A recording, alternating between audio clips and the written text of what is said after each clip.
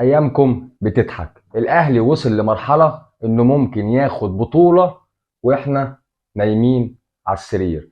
السلام عليكم ورحمه الله وبركاته. اهلا وسهلا بكم في حلقه جديده من برنامج على القهوه. اخوكم ميدو، بتمنى دعمكم ليا، لايك واشتراك وشير وفعل الجرس. نبدا حلقتنا بالصلاه على سيدنا محمد عليه افضل الصلاه والسلام. بسم الله. الاهلي وصل لمرحله انه ممكن ياخد بطوله وهو في راحه. الاهلي راحه 48 ساعه، اتفاجئوا انه خد بطوله الدوري العام بقدم اهلاويه بعد ما فاز سيراميكا على بيراميدز. حصل الاهلي رسميا على بطوله الدوري العام. البطوله رقم 5 لمارسيل كولر، رقم قياسي يحسب له، انجاز يحسب له ان هو يقدر في اقل من سنه يحصد 5 بطولات، ولسه عنده كاس مصر السوبر المصري. والاهلي السنه دي ممكن يعمل المعجزات. في ناس قالت الاهلي لاعيبته مستواها متذبذب. مارسيل كولر وصل بينا للنادي الاهلي ان احنا ما عندناش لعيب اساسي ولعيب احتياطي. كل اللي بيلعب بيأدي، كل اللي بيلعب بيجيد، كل اللي بيلعب بتحس ان هو اساسي مع مارسيل كولر. قادر يسيطر على اوضه اللبس كويس جدا. مفيش لعيب بيقعد على الدكه او بيخرج بره القايمه وبيبقى بالبلدي مزمزق. كل اللعيبه في النادي الاهلي ايد واحده. ده اللي مخلي النادي الاهلي يحصد البطولات. روح الفانلة الحمراء، الجمهور اللي بيساند الفرقه في الحلو وفي الوحش. قلنا كلنا ورا الاهلي في بطوله افريقيا ووعدنا بيها وجبناها. الاهلي حصد بطوله الدوري من غير ما يلعب مباراه القمه اللي الزملكاويه كانوا ناويين ان هم ينكدوا على الاهلي ويقولوا ان احنا هنكسب الاهلي في المباراه ديت علشان ننكد الدوري عليه. لكن بيراميدز ضرب كل التوقعات وخسر قدام سيراميكا وفقد منافسته على بطوله الدوري الاول ليه، ليحصد الاهلي اللقب الغائب منذ سنتين.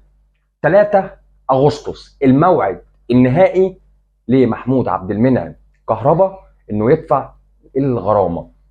النادي الاهلي واداره النادي الاهلي مستاءه بعض الشيء. قلنا من ان محمود كهربا اعلن ان الفلوس موجوده في البنوك ولكن ما دفعش لغايه النهارده، وده سايب مجال للت والعجن الكتير من المستشار مرتضى منصور الذي تم اعلان عزله رسميا بحكم نهائي عن رئاسه نادي الزمالك ورفض الطعن المقدم منه ومن سيادة الوزير وزير الشباب والرياضة. أول مرة أشوف صراحة وزير شباب ورياضة بيعمل طعن على حكم ضد رئيس نادي سب مصر كلها بأبهاتها وأمهاتها. وزير الرياضة بنفسه قيمة وقامة عمل طعن على حكم عزل المستشار مرتضى.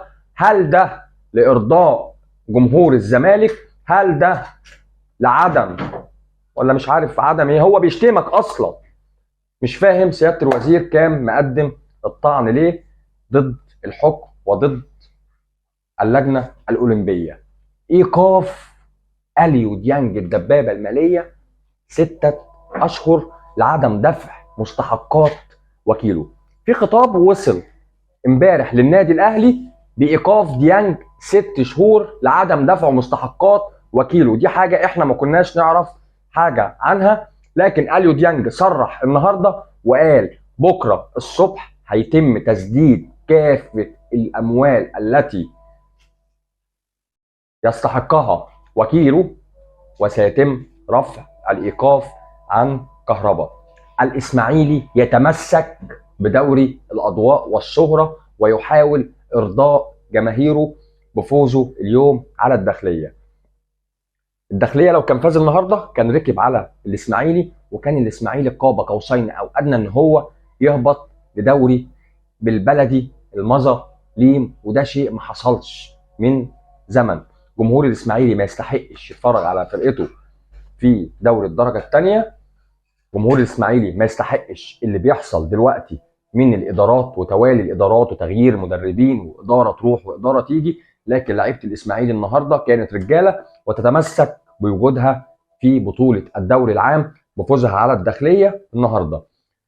فوز الداخليه على اسوان يبعده قليلا ويترك اسوان ليصارع الهبوط. قفلت النهارده سيراميكا كليوباترا ايضا من شبح الهبوط. سيراميكا كان ايضا مهدد بالهبوط، ولكن ضمن رسميا وجوده في دوري الاضواء والشهره بفوز ولا اجمل ولا اروع اهداء بطوله الدوري للنادي الاهلي على سيراميكا، ويتمسك هو ايضا بالبقاء في الدوري العام. عندنا سموحه والبنك والطلائع معرضين للهبوط. سموحه والبنك الاهلي والطلائع معرضين للهبوط حال فوز اسوان والمحله في الجوله الاخيره. دول انديه موجوده في بطوله الدوري العام. عندنا البنك الاهلي نادي كل الناس كانت متوقعه انه يكون اداؤه احسن من كده، ولكن ضرب برضه بالتوقعات ومهدد بالهبوط رسميا. سموحه اللي كان بينافس على بطوله الدوري ايام ما كانت مجموعتين ايام الكورونا، والاهلي خد الدوري من سموحه بفارق الاهداف، لكن سموحه ايضا مهدد بالهبوط، ودي هتكون ضربه لفرج عامل وادارته. طلائع الجيش ايضا فرقه سكواد جميل جدا، ولكن ايضا مهدده بالهبوط. طلائع الجيش فرقه جميله جدا، البنك الاهلي فرقه جميله. سموحه في يوم من الايام نفست على بطوله الدوري قدام النادي الاهلي. نادي الزمالك عارف تقريبا بقاله 15 يوم انه تم ايقاف القيد ليه، ولكن مش عارف هل الخطاب ده وصل لاتحاد الكوره او ما وصلش. نادي الزمالك تم ابلاغه من مصادر في الفيفا ان تم ايقاف قيده رسميا بسبب قصه سبورتنج لشبونه ومحمود عبد الرازق شيكابالا لحين سداد المبلغ.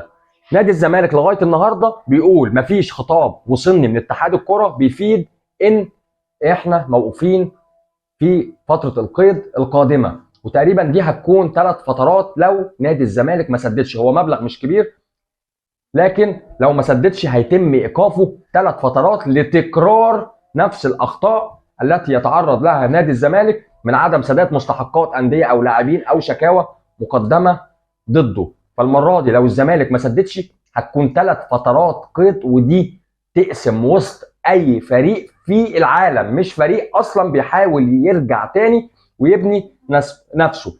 بيتهيألي ان الزمالك هيحاول يسدد الغرامه، بس هو مفيش خطاب لغايه النهارده وصله. ممر شرفي وهمي او على السوشيال ميديا او في ارض الملعب. في بعض من الناس بعد حسم النادي الاهلي بطوله الدوري رسميا بيقولوا زي اي دوله في العالم المباراه القادمه هيكون فيها ممر شرفي لحامل اللقب والذي حصل على درع بطوله الدوري العام. ولكن انا كمشجع اهلاوي بقول ان ده مش هيحصل. نادي الزمالك مش هيعمل اي ممرات شرفيه زي الصفقات اللي هو بيتكلم عنها، واحنا اتكلمنا عنها قبل كده وقلنا ان دي صفقات فيك وصفقات سوشيال ميديا فقط. مفيش اي نادي في مصر غير نادي بيراميدز يقدر يجيب كميه الصفقات اللي طلعت اتكلمت عنها ادارات نادي الزمالك واعلاميين نادي الزمالك، بما فيهم بن شرقي الذي وقع للغرافه رسميا، ومش جاي الزمالك مع وجود مفاوضات من نادي الزمالك ومع وجود مفاوضات من بيراميدز. قلنا قبل كده بن شرقي بياخد 2 مليون دولار في السنه، احنا بنتكلم في 16 و15 مليون جنيه كفئه اولى للاعبين المصريين. بنتكلم في مليون ومليون و200 كفئه اولى للاعبين الاجانب، فاحنا ما عندناش لاعب بياخد 2 مليون و2 من 10 في السنه. فقلنا دي كلها صفقات فيك وصفقات سوشيال ميديا.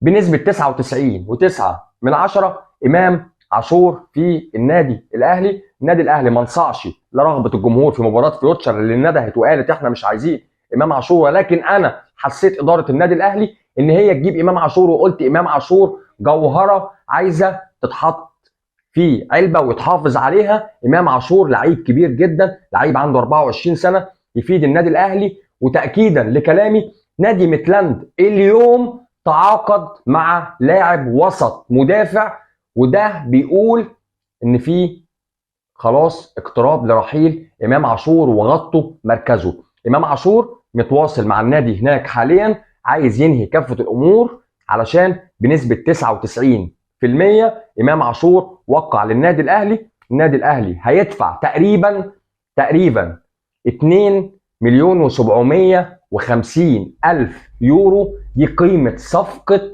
امام عاشور، 2 مليون 750 الف يورو، ودي صفقه امام عاشور. وبكده برضو بيكون النادي الدنماركي خسران جزء في صفقه امام عاشور. المبلغ اللي هو خده من عقده، امام عاشور هيتنازل عن كافه مستحقاته في النادي الدنماركي لتواجده في النادي الاهلي. قلنا البطوله ال 43 اتحطت في برواز للنادي الاهلي، اتكتبت باسم مارسيل كولر واداره النادي الاهلي واللاعبين. النادي الاهلي بيلعب مباراه الزمالك القادمه تحصيل حاصل، مباراه ملهاش اي معنى على الورق، ولكن ليها معنى كبير جدا للجمهور الاهلاوي والجمهور الزملكاوي. نادي الزمالك وجمهور نادي الزمالك عاوز ينكد على النادي الاهلي ويقول انت مش هتاخد الدوري وانت كسبني رايح جاي. طبعا الدور الاول كلنا عارفين انه انتهى بثلاثيه للمارد الاحمر. مليون مبروك للنادي الاهلي وادارته، مليون مبروك لمارسيل كولر اللي قدر يحط ايده على كل نقاط القوه والضعف. بالمناسبه النادي الاهلي بيتفاوض مع مهاجم اجنبي من العيار الثقيل جدا ومش في الحسبان، هنصرح عنه في الوقت المناسب. مهاجم قوي جدا جدا، النادي الاهلي بيفاوضه حاليا سرا ومش هيعلن الا في حال توقيع اللاعب على الاوراق رسميا. انتظروا مهاجم سوبر في النادي الاهلي خارج التوقعات. مليون مبروك للاهلاويه، مبروك مليون مبروك لعملاء قهوه ام كلثوم اللي 90% منهم الاهلاويه. ان شاء الله بنفتح فرع لام كلثوم جديد في العاشر من رمضان، انتظرونا في كبرى افتتاحات قهوه ام كلثوم 2. مليون مبروك للاهلي الدوري، مليون مبروك لمجلس ادارته وجمهوره.